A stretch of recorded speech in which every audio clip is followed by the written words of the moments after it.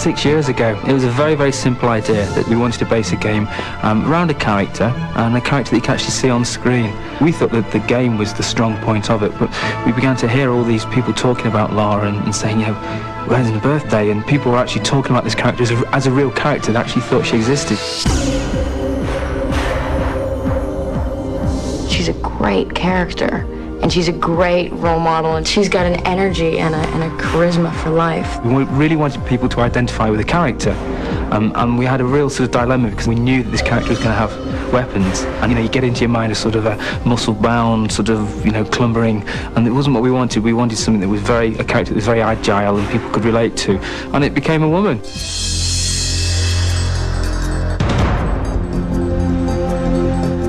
She has all the things we love about James Bond. She's got all the cool stuff, and she's got all that sexy intelligence. But she's also Indiana Jones, and she's a real straightforward person. The timing for us was such a cultural change in society, from men and women, the way that they all think, the way that they even watch movies, listen to music, play video games. A huge swing, which Lara kind of just got swept along on that phenomenon, and actually was picked up and used as an icon for it. The fact that she's a girl and enjoys it and is curvy, I think that's wonderful, that it's all of that, and the fact that she's also really good at all these things, and not good because she's as good as a guy, good because even if she was competing with a guy, she might win, but just because she's a better fighter, not because she's a girl.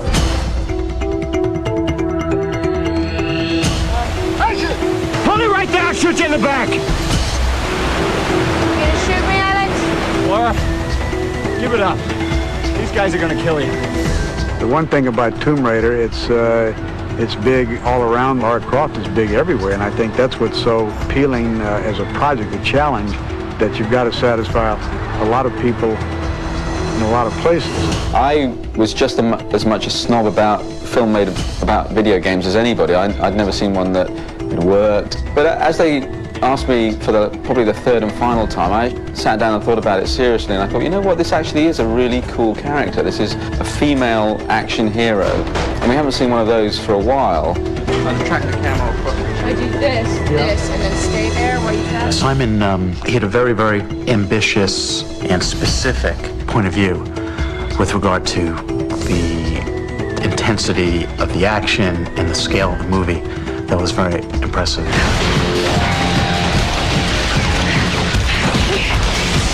You needed someone who didn't blanch and quake in having to face a big action sequence, as well as some very emotional dialogue sequences. You said you were a lawyer? Yes. And the study of clocks is a hobby? This is an obsession. It's very complicated, and Simon gets it on all levels. The world that she operates in is sort of the best of everything. You can have action, adventure, but because she goes into these weird underground tombs, you can have surreal sequences as well. So there was no limit to what I could invent. And so that's when I said, you know, I want to do Tomb Raider. Roll video. Mr. Powell! Hold your fire! Well, we can do it my way, or we can all come back in time for the next alignment, and you are welcome to try and kill me then. Lady Croft, tell me, is there a good... Do it again. Stand by, please. I really only ever had one choice for Lara. I couldn't think of anyone else apart from Angelina Jolie. She peeks around, comes back, this goes off, bang, bang, bang, bang. She had everything. I mean, to me, she was invented for the part. Sometimes I can read a script, and a lot of times it doesn't turn out to be half as good as we hoped it would be, and this one is 10 times better than I imagined. Like that, and so the background. And then I met Simon and everybody, and talked about what it was going to be like, and how intense it was going to be, and a really strong movie, and not cartoony, not stupid, and not camp. We wanted to offer up a new experience, new elements, new locations, a new storyline, as well as with the character Lara to really flesh her out in a real way, almost answer all those questions that the game never had to deal with. The way to make this work is to take it seriously. I wanted to make a character that people thought was real.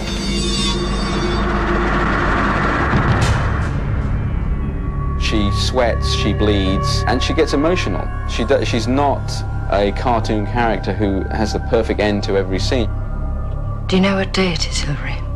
The 15th. And that is never a good day. The way he talked about it and the way I could talk to him about acting and work and characters and just the things that he imagined, I knew he was going to make a great film. He has an enormously large vision of this movie. There's a size to everything, which is very, very impressive. But at the center of this global adventure, the core of the story is about a daughter's relationship with her father. I had to look for someone that would measure up to Angelina. So I thought, well, why not her real father, John Voight? Again, I wasn't sure whether they actually wanted to work together, so I kind of approached them separately, and they loved the idea. And that just works so well because they're having these emotional scenes between a father and a daughter, and they really are a father and a daughter, so they're completely real. I've missed you. And I've missed you. It's a very special thing because our relationship is very, very similar to these two people. They have similar loves. They have similar sense of adventure and want to set things right. Curious about life, curious about the past. I took it without having read the script. I said, I'll do this. We're going to do this together. And then I read it, and I was delighted and surprised at the story. I said, this is a great story. She's full of fun and fire and is certainly enjoying everything about this adventure. It goes into mysticism, foreign locations, intrigue, drama. There's no end to it. Time to save the universe? Absolutely. This film has a high-tech scientific element. It has arch villains and comedy relief sidekicks. Don't stop. It's an action film and an adventure. Each sequence is like, whoa. It's kind of got everything in it. There's mystery there, there's betrayal there. They sweep us into these extraordinary sets and take us to these exotic locations. It's James Bond, Indiana Jones, rolled into a young, attractive, modern girl.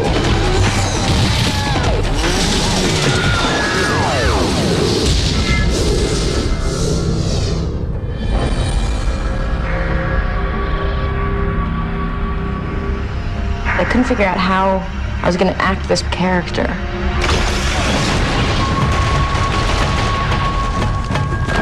And Simon, he said, no, you have to become this person. And so I've worked really hard to be able to jump in her world and her skin a bit. We wanted to give her the opportunity to get in absolutely the best physical shape, mental shape, and to look as much of an expert as she could in all the areas that she's going to have to pursue. I'm trying to learn how to fight, not just pretend in front of the camera. I'm doing a bit of everything. Taking yoga and strength training, weapons training. But it was great because after 3 months, I'd lost any kind of touch with my normal self. Laura is very, very much a girl. I wanted her to have her curves, and yet there's something tribal about her. We worked on things with the hair, and I wanted her to have a mohawk. And she kind of does. There's a braid that goes like this. Also, I wanted the clothes to be monochromatic, mainly just to keep it about the shape. Somehow there's something about how Angelina is herself and how her clothes are that have kept her slightly separate all the time from her environment. And you could show Angelina 5 pieces of fabric that are grey, and she knows which one exactly will suit her.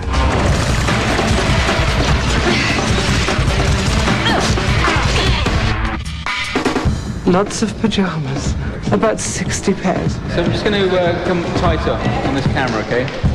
There you go, it looks great. Then the whole debate started about what colour they are, what kind of pajamas, you know, what are they made of. Simon kept saying, I want them to flutter, they have to flutter. There was something very technical about the clothes with her. It took us weeks to figure out the belt harness and how the gun harness and the straps around my legs would stay on and stay up. It was kind of really complicated. Angelina had really, really strong ideas about what she didn't want to be like.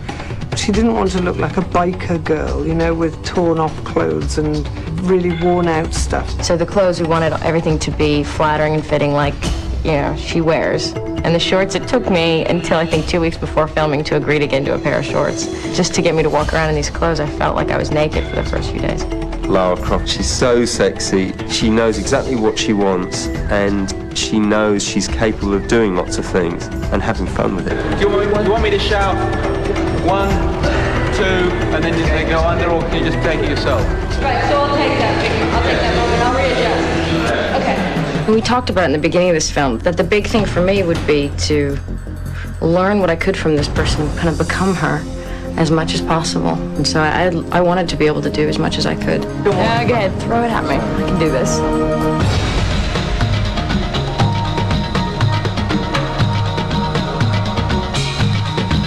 Angie had to go in training for this for quite a number of weeks, and I assumed that I'd be shooting most of it with a double and we'd just be shooting close-ups of Angie.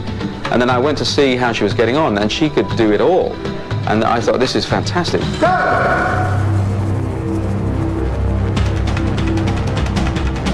It was all her. We did not use a double at all.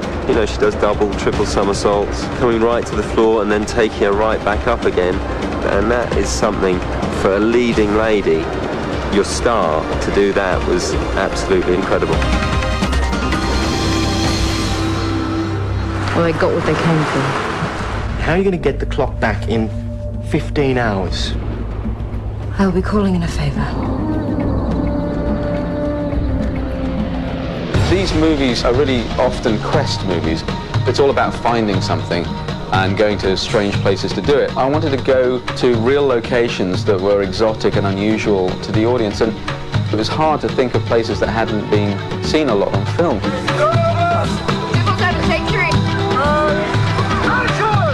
Cambodia is one of the most beautiful places in the world. Angkor Wat is the largest spiritual building in the world. And it was stunning. It's amazing. It's so beautiful. The lilies and the reflections. Well, originally, I wrote the idea to be the Great Wall in China, but it was not possible to organise getting to China in time. The alternative was to build the Great Wall in Scotland. And the prospect of shooting in Scotland in the winter didn't appeal to me that much. And also, when I thought about it, I realised that the Great Wall would only give me sort of one big element, and I needed so much more. So I looked around the world for other great settings, and I happened to come across Cambodia. All the time you're walking, you're trying to see her. Okay. You walk amongst those temples, and the scale is so enormous, and the detail is so rich that it's beyond comprehension. You can only just marvel. No films have been shot there since the early 60s, so there's a whole generation out there that have never seen a film set in that environment. And also this great undiscovered temples there in the jungle that have been abandoned for 400 years, and so they have trees growing up through the roofs of them, and you just can't build that kind of scale and reality and have the real insects, the actors really sweating because it's so hot. It looks totally real because you're there. And action! You must get the clock back, Lara, and destroy it. Things happened that you couldn't really plan. 256, echo, take one! And we had 100 Buddhist monks in orange robes suddenly walk past you, and so you turn all the cameras around and say, we have to have that in the film, because how often do you get 100 Buddhist monks walking past this temple?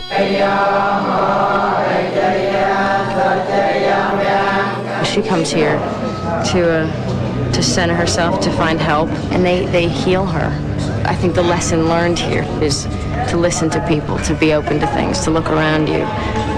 She's led by the magic of the place. The Cambodian sequence is a very mystical part of the film. It's where a lot of things come together in terms of the story and in terms of Laura's understanding of her past and herself. It's kind of, in a way, is the spiritual heart to the film, and I think it touched us all in quite a profound way. It's actually magic here. I just stepped out of the middle of chanting, and I don't think I've ever been so calm in my entire life. I think that's my favourite costume, and it's almost the only bit of colour in the whole film. And it is, in fact, oddly a colour that she loves. And they give her some pieces of fabric which are in the monastery, and it's inappropriate for a woman to wear the orange, which the monks wear. So we had to kind of try and make her look like she'd been given something by them, but without wearing the colour that they wear. Simon put her so that the sun shone from behind her, and I just thought she looked luminous. And cut. And board, chop. It did take a huge amount of organisation. We had to send people over here, months in advance to arrange everything. We've recruited pretty much all the staff you see here because as the locations team, we've been here the longest. They were all very good. Timing was perfect. Well done. Everybody has been well impressed by the locals. And same with the extras. They've been phenomenal. They've never done this before. This is the first time. Hey, guys! They've never had to pull down the East Gate at Angkor Thom. It's not a normal thing. It's not a day job for these guys. They're rice farmers.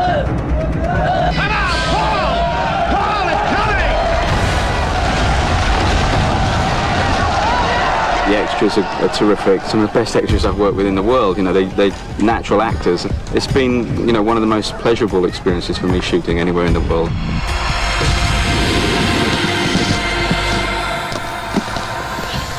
Through this film and just being in this environment, I've learned a lot about the world. It seems so small, and this girl packs up, and her life is about exploring the world, understanding what it's about, and so I got to do that, and it changed my life.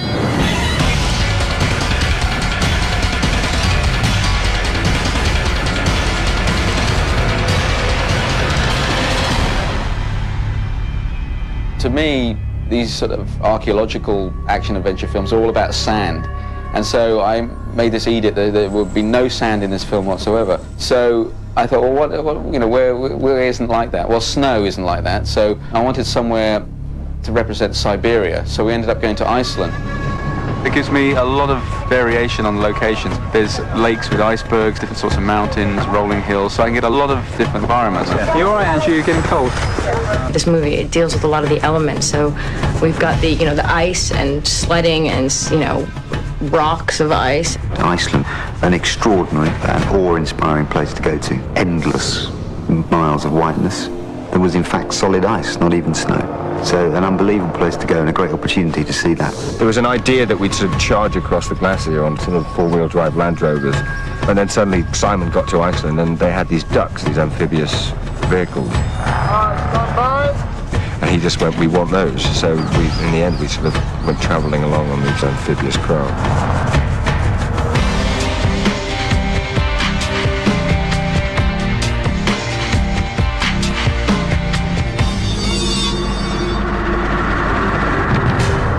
Taking a unit of air size onto the glacier was quite a thing to organise, really. And the trek up to the glacier was a very narrow road, quite steep and some sharp turns, so it amazed a lot of people that we actually got them up there. It's such an alien environment. We were working on top of this massive glacier the size of Wales. Go up the hill 10 feet and then walk down. And you really felt you were at the butt end of the world, but it is a stunning landscape. Got it. Okay, good. Got there. Okay, head down, Stevie. This area has its own weather system, and it's completely unpredictable. So you're dealing with wind and cold and rain and sleet and snow, which makes shooting here inhospitable. It's not a country, it's an ice cube. You're left with no doubt as to, that nature is the boss there. It lends an element that you could never actually do with CGI or special effects. You can almost sense the Norse gods. There is a real primal feeling to it, which we could never duplicate on this stage.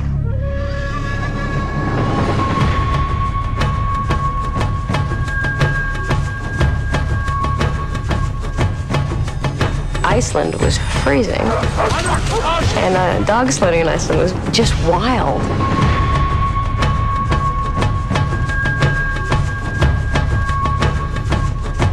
It was hard not to feel like Lara Croft when I had guns strapped to me. I'm dog sledding, I'm on a glacier, and then every once in a while the dogs would be a little uncomfortable in an area because you realize there was a crack that went down a mile and they just didn't want to go over it. We're going to come downhill now, from up there. It's extremely dangerous because there's huge crevasses everywhere. They say if you fall down one, you're never going to come out because they're V-shaped and some of them are very deep. Guys, stop! Stop! We have to take a lot of precautions. We have safety guys that lead us through the path, so we can't just run around like we normally do. But it looks very dramatic, and that's why you come here. We come here to get the real thing.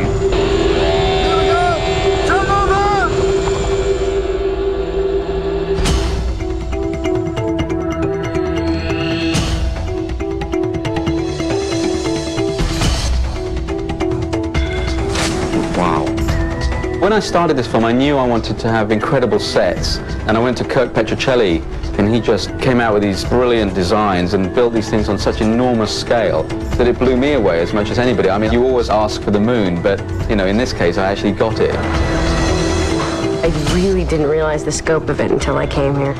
These sets are insane.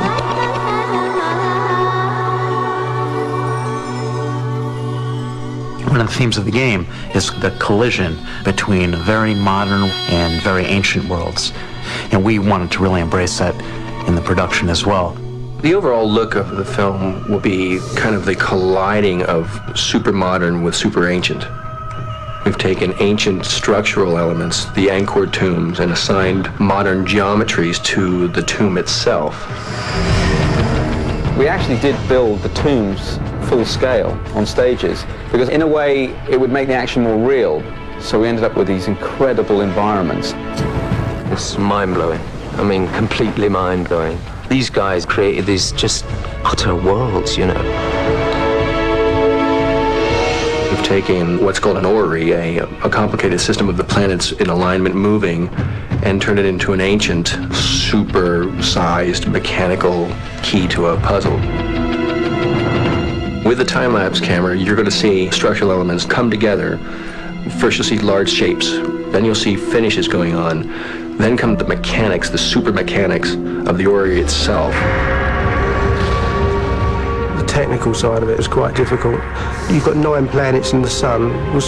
How do we make the 9 planets miss each other?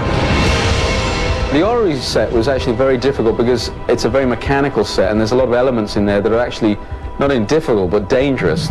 It was all made out of steel, and all the arms are swinging around, and if you're standing in the wrong place you will get cut in two.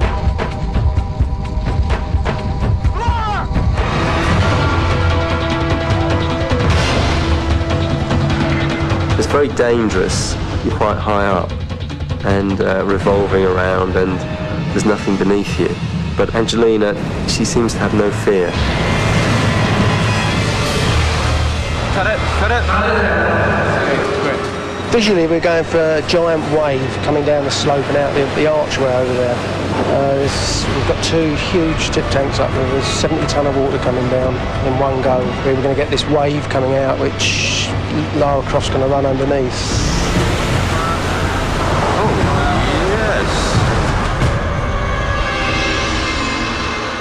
Do you have enough cameras? I think at one point I had 14 cameras on the big set piece, just because these events are unrepeatable. It only happens once. But that's what's fun about these movies. It's almost like being in the action film yourself. Here we go. Roll video. Bye-bye. 320 Charlie, take 1A camera.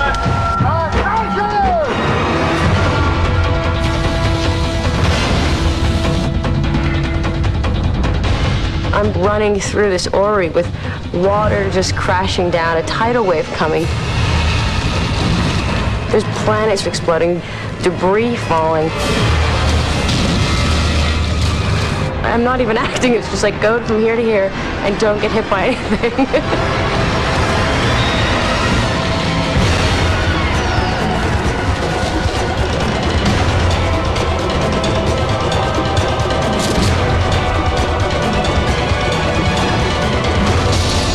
You go all over the world, you go into these fantastic sets, you have these great action sequences, but at the center of it, you love this person. I mean, you just want to be with Lara Croft the whole time.